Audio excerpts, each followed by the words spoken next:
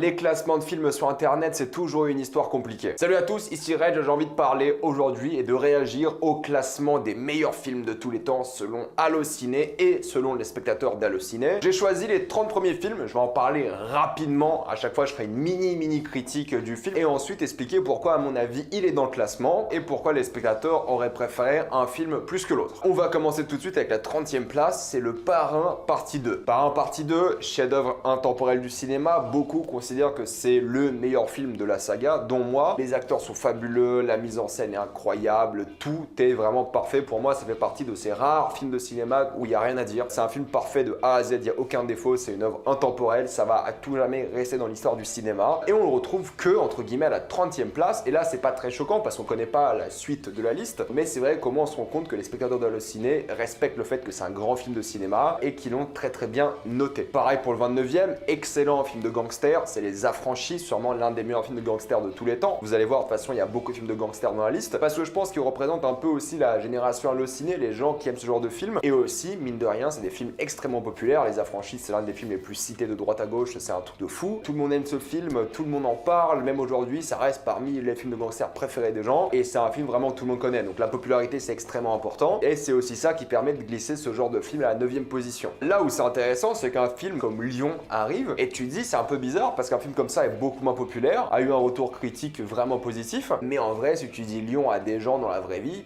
personne va connaître. C'est intéressant parce que je pense que du coup il y a une petite fanbase qui s'est créée par rapport à ce film, donc il y a beaucoup moins de notes des spectateurs pour le mettre dans la liste, mais il y a suffisamment de notes pour qu'il soit quand même classé dans la liste. Il est 28e devant les deux films précédents. C'est un bon film, voilà, c'est une belle histoire, mais je trouve pas que c'est le film le plus mémorable, et c'est assez intéressant, c'est pour ça que je choisis le top 30, c'est pour parler de ce film, parce que c'est pas le plus populaire, c'est pas le plus gros succès critique de l'histoire pour les spectateurs et pour la presse, mais il s'est quand même glissé là, donc faut voir vraiment la limite à la partir duquel un film peut être glissé dans la liste, donc ça me surprend un peu de voir un film comme ça à cette place là. Parce qu'après on a des films comme Seven, l'un des plus grands thrillers de l'histoire du cinéma, c'est une enquête vraiment horrible avec beaucoup de rebondissements, des acteurs au top et un David Fincher incroyable, évidemment l'un de ses meilleurs films. Là aussi pareil, ce film il est à cette place parce que c'est l'un des thrillers les plus connus de l'histoire du cinéma. Surtout que ça arrive dans les années 90 et vous allez voir que beaucoup de films sont très récents parce que la génération Allociné, je pense qu'elle est très récente aussi et aime les films populaires. Après il y a des films intergénérationnels comme le 26, c'est Star Wars Empire contre-attaque, excellent film, voilà, est-ce que je dirais que c'est l'un des meilleurs films de tous les temps?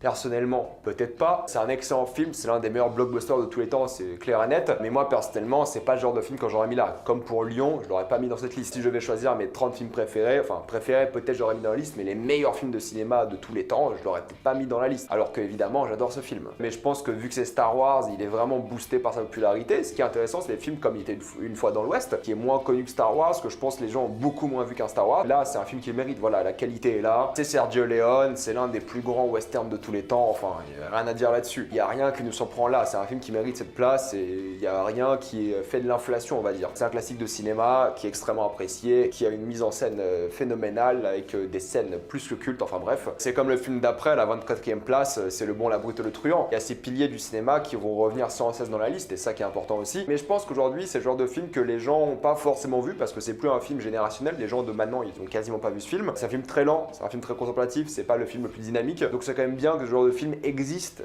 dans ce classement parce que les gens vont quand même avoir tendance, surtout les générations récentes, à apprécier des films plus dynamiques, plus rythmés. Donc c'est bien quand même que dans cette liste Allociné, qui est quand même fait pour des gens assez récents, il y ait quand même des classiques et des piliers du cinéma, comme ça les gens peuvent aller se renseigner. Et après il y a des films très récents qui vont, je pense, être, s'ils ne sont pas déjà des piliers du cinéma, comme Parasite à la 23e place. Ça c'est super bien parce que du coup on a déjà instauré que ce film là, ça va être un pilier du cinéma. Et ce qui est surprenant, c'est que c'est un film qui est sorti l'année dernière. Donc déjà les gens se rendent compte que ce film là va être un classique, si ce n'est pas déjà un classique, et va être un film culte. Donc déjà la place où il s'est posé là, on sait que c'est un film dont les gens vont parler des années après. Et c'est un film extrêmement populaire, gagné 4 Oscars, enfin bref, il le mérite. Dans la liste, on a clairement que des chefs-d'œuvre pour l'instant, sauf peut-être Lion et Star Wars, qui sont des très bons films, hein, mais voilà, moi j'ai du mal à classer ça comme des grands chefs-d'œuvre. Star Wars, peut-être un chef-d'œuvre de blockbuster, mais voilà. Et c'est là que tu comprends avec la 22e place qu'il y a une vraie inflation de la popularité, c'est Interstellar. Vous savez que j'aime Interstellar, mais le 22e meilleur film de tous les temps, il y a un moment, c'est compliqué. Même les films de Nolan, j'en mettrais peut-être un qui est dans la liste plus tard. Il y a des films qui sont clairement incroyables et qui sont beaucoup moins connus. Mais là, vraiment, Interstellar, c'est un film super populaire. La musique, elle marque des gens, donc voilà. Sa place est donc peu surprenante. Et là, pareil, grosse surprise, même si c'est mon film d'animation d'animation, je pense, préféré pour le coup. J'ai envie de me faire un tatouage de ça d'ailleurs. C'est Coco. Moi j'adore ce film, voilà. Il m'a fait pleurer comme une mauviette à chaque fois. C'est mon Pixar préféré, c'est un de mes films d'animation préférés. Si c'est pas mon préféré, je pense que le côté émotion a beaucoup joué. Les films qu'on a cités précédemment, peut-être Interstellar est une exception, mais il y a un côté émotion très fort. Et quand vous êtes ému par la fin d'un film et vous allez noter le film juste après, vous avez tendance à donner une meilleure note. On voit dans tous les classements, dans tous les tops, il y a eu des études sur ça d'ailleurs, que les films qui ont une fin émouvante, ils reçoivent une meilleure note que les films qui ont une fin moins émouvante ou des films qui ont des fins tristes. Parce qu'une fin vraiment émouvante, ça va vraiment booster l'attitude qu'ont les spectateurs vers un film. Surtout quand c'est une fin émouvante positive, comme Coco. Mais ça me surprend quand même de le voir là, parce que j'aurais mis d'autres films d'animation pour le coup. Et ça, c'est clairement surprenant, parce que chez les films Ghibli, je pense qu'on aurait mis beaucoup de films dans la liste. D'ailleurs, si ce concept vous intéresse, on pourra comparer la liste Allociné à la liste IMDb et à la liste Sens Critique. Puis 20e place, bon, c'est forcément un film que tu mettrais dans le top 20, top 10 des meilleurs films de tous les temps. C'était une fois en Amérique, là, il n'y a rien à dire, c'est une œuvre encore une fois intemporelle. C'est l'histoire de l'Amérique, c'est l'histoire d'un homme qui vieillit. C'est un film super long, mais qui est super touchant, qui est vraiment un rythme qui est pour moi parfait. C'est pour moi le meilleur film de gangster de tous les temps, personnellement. C'est aussi d'après moi le meilleur film de Sergio Leone. Moi, je l'aurais mis top 10, voire à la limite top 5 meilleur film de tous les temps, personnellement. Du moins, dans mes films préférés, il est clairement très devant. Mais je suis content que ces films, encore une fois, ils ressortent et ils reviennent. Et c'est là que le côté positif de la fin, il revient, parce qu'à la 19e place, donc quand même devant tous ces grands films de cinéma que je vous ai cités, il y a Green Book. J'adore Green Book, c'est un film que j'apprécie beaucoup, mais pour moi c'est un film sympathique. C'est un film voilà, que tu regardes, qui te fait sourire, qui a un happy ending magnifique, mais là clairement les gens ils ont kiffé la fin, ils ont noté de ouf. Et c'est un film récent, il y a encore une fois de l'inflation du film récent, mais pour moi c'est ça qui dérange, c'est que du coup il y a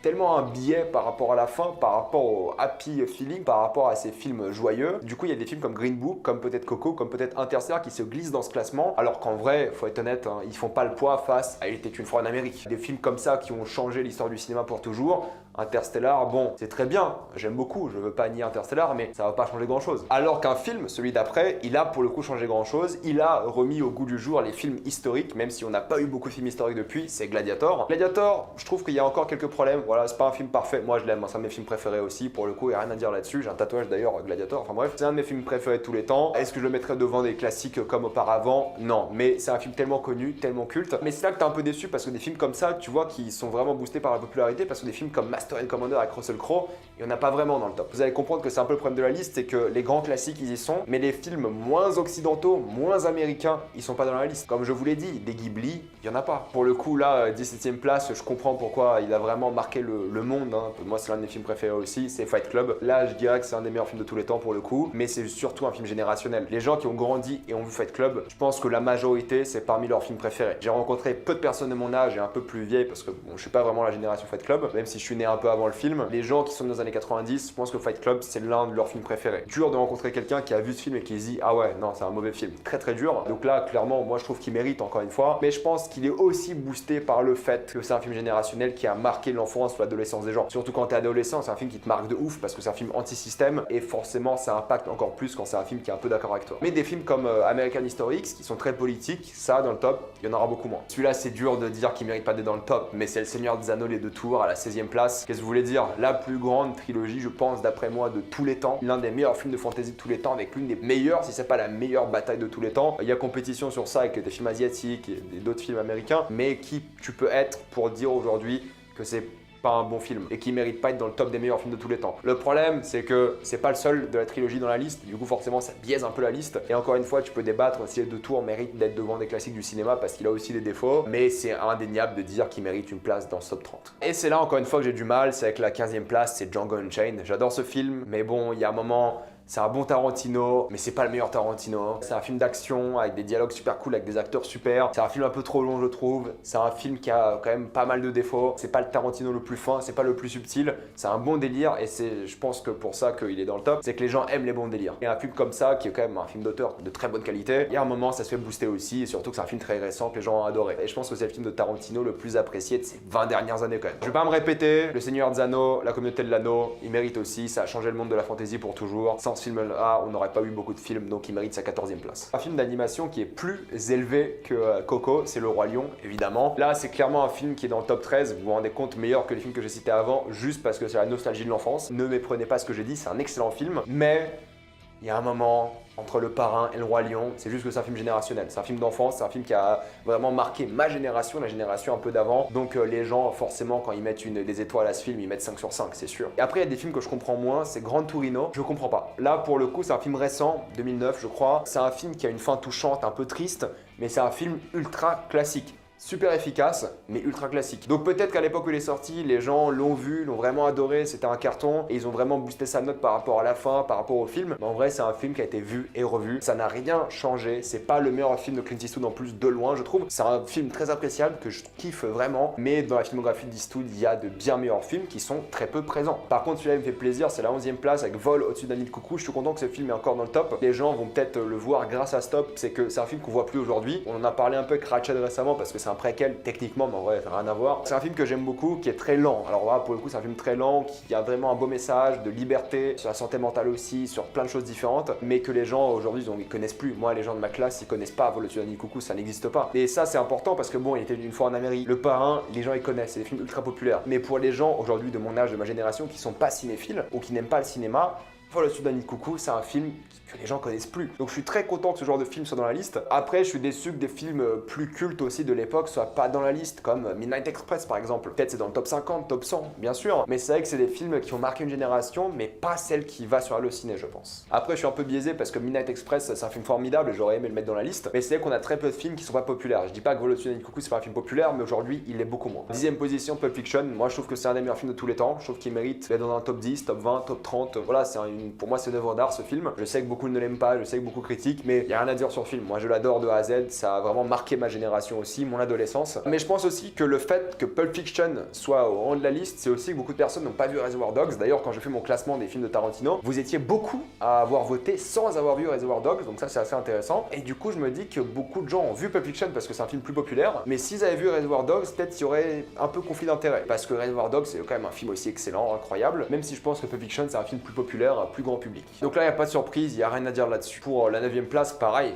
c'est The Dark Knight. Le Chevalier Noir, il mérite sa place, le meilleur film de Christopher Nolan, pour moi, vraiment. En plus, j'en ai parlé dans mon top Nolan. C'est un film qui est intéressant parce que de une, c'est un film de super-héros, c'est le seul de la liste, mais c'est un des meilleurs films de tous les temps, pour moi aussi. L'un de mes films préférés, et je pense que c'est le seul film de super-héros qui mériterait d'être dans un top 50 des meilleurs films de tous les temps. Pas des films préférés des gens, mais des meilleurs films de tous les temps. Et c'est aussi, je pense, le seul film de Nolan qui mériterait d'être dans la liste, parce que pour le coup, je trouve que ce film, c'est une œuvre d'art. Pareil pour la 8e position, c'est Le Retour du Roi, Le Seigneur des Anneaux. C'est intéressant parce que je pensais que plus de gens allaient adorer La Communauté de l'Anneau au Retour du Roi, parce que j'ai l'impression que quand je parlais des gens, ils préfèrent tous La Communauté de l'Anneau, mais sur Allociné, Le Retour du Roi est mieux noté. Et encore une fois, ce que j'ai dit, vous pouvez le répéter parce que c'est la même chose et il mérite largement cette place. 7e position, Your Name.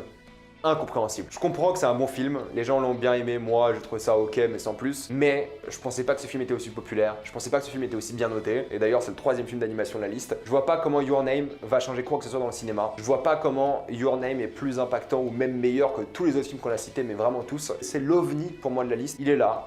Les gens ont kiffé, belles images et de belles thématiques, mais peut-être vous n'êtes pas d'accord avec moi, mais franchement, pour moi, c'est même pas un film que tu mets dans le top 500 des meilleurs films du cinéma, quoi. Peut-être je suis un peu méchant, mais en vrai, bon, c'est un film sympa sans plus d'après moi. Les Évadés, 6e place, moi je l'aurais mis premier.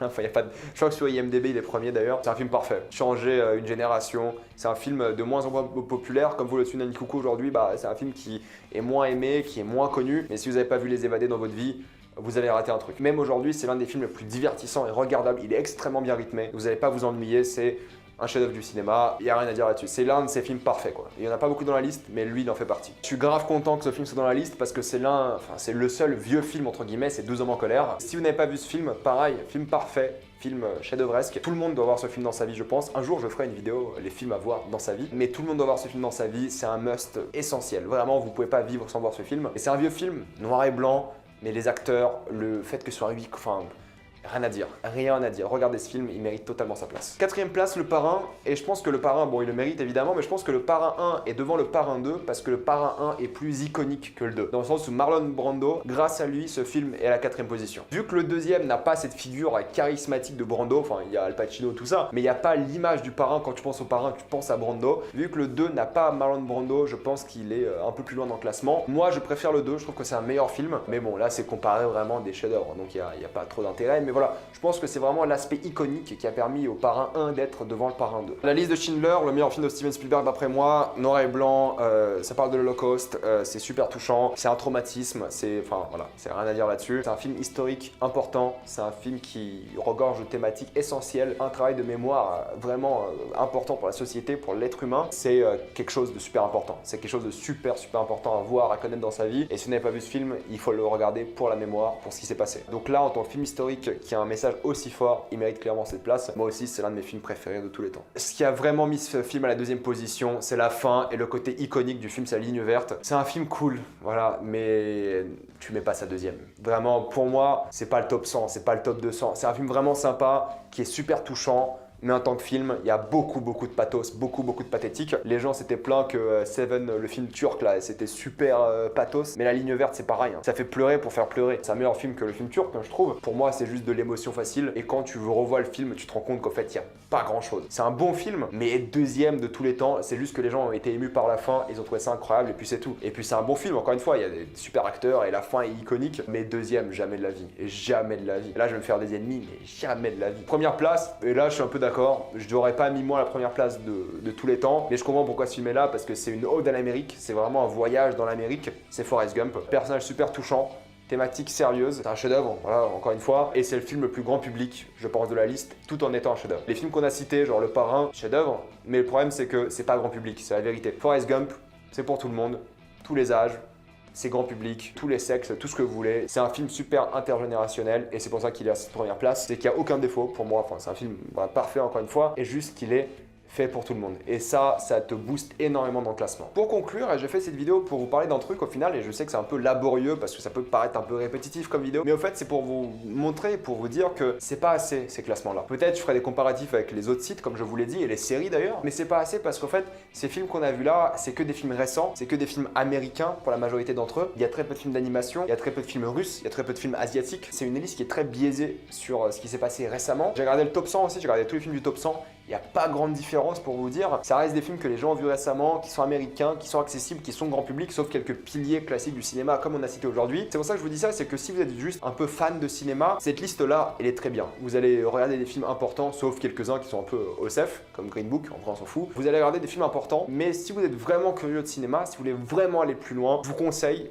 de vous intéresser à d'autres cinémas un peu moins connus. Le cinéma de Tarkovsky, par exemple, le cinéma de Bergman, par exemple, c'est des films lents, différents, mais c'est une autre vision de cinéma. Chez les Français, Truffaut, Godard, on peut faire plein de trucs comme ça. Vous pouvez aller plus loin, même à l'époque Hitchcock. Il y a combien de gens aujourd'hui qui n'ont pas vu de leur vie un film de Hitchcock? Et il n'y a aucun film de Hitchcock dans la liste. C'est ça en fait que j'ai envie de vous dire avec cette vidéo-là, et je pense que j'en reparlerai si j'en refais d'autres. Si vous aimez d'ailleurs, dites-moi dans les commentaires si vous appréciez. C'est que ces classements, ils sont bien pour savoir ce qui est populaire et grand public, mais si vous êtes vraiment passionné, il faut aller chercher plus loin. Il faut regarder d'autres listes faites par des professionnels, je pense. D'ailleurs, si vous regardez le classement Allociné selon la presse, il est complètement différent. Il y a des films qui sont beaucoup plus intéressants. Mais après, le problème du classement de la presse Allociné, c'est que des fois, il faut moins de notes presse pour être considéré en tant que film sur la liste. Et des fois, le classement est complètement biaisé parce qu'il y a tellement de films qui ont 5 sur 5 qui différencient comment, c'est un peu le bordel. Même dans le top 50 de la presse, là, il y a des films qui sont vraiment intéressants à regarder. Pas tous, encore une fois, il y a des films un peu bizarres. Mais là, c'est intéressant et là, ça va voir un cinéma différent. Même dans le cinéma récent, dans cette liste, il n'y a pas grand chose. Même des films récents comme de Asghar Farhadi, il n'y en a pas, alors que c'est un cinéaste récent, étranger. Donc faites marcher votre curiosité, intéressez-vous à ce genre de choses et vous allez découvrir un cinéma complètement différent. Mais si vous voulez commencer et juste vous intéresser aux films les plus connus, c'est une liste qui est quand même très bien. Voilà, je vais m'arrêter là, mettez-moi dans les commentaires ce que vous pensez de cette liste, si vous êtes d'accord avec le classement et tout, et si surtout vous aimez ce genre de vidéo, j'ai encore quelques trucs à faire sur les séries et des choses comme ça. Évidemment, j'ai vu tous les films de la liste, sinon j'en parlerai pas. Mais comme d'habitude, pensez à vous abonner à la chaîne pour plus de vidéos, mettez un j'aime et partagez cette vidéo, ça aide beaucoup la chaîne. Si vous aimez la chaîne, pensez à faire un don sur Utip ou à rejoindre la chaîne à côté du bouton s'abonner, ça me fait un peu d'argent. Suivez-moi sur Instagram pour des critiques exclusives, suivez-moi sur Twitter pour toutes les news et salut à tous.